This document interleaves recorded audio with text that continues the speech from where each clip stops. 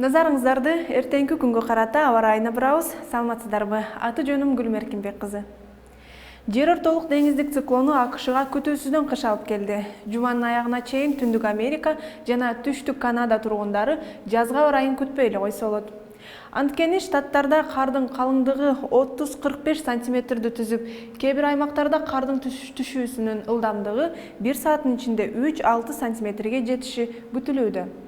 Синоптиктер кардын калың жаашы автожолдордун абалын начарлатып, Висконсин жана Мичиган штаттарынын тургундарын электр жарыксыз калдырышы мүмкүндүгүн белгилейт. Деңиздик циклон азыр чыгыш жана түндүк чыгышка карай багыт алды. Ал шейшемби күнү Украинага таасирин берип, ал эми бейшемби күнү Черноземьеге жетет. Андан улам Борбор Азия өлкөлөрүнө жетиши мүмкүн. Бирок качан жетиши азырынча белгисиз, ошондуктан азырынча бул аймактарда эртеңки күнгө карата аба ырайы кандай болорун аны кененирээк айтып берем.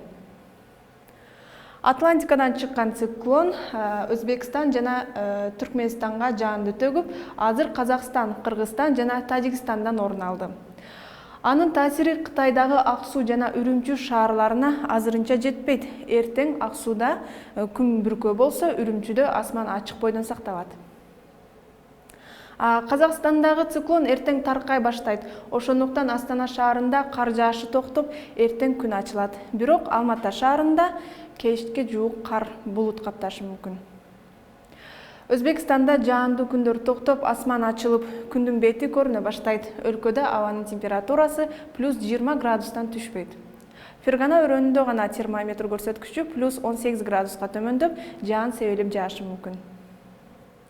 Түркменистанда болсо аба ырайы дээрлик өзгөрбөйт.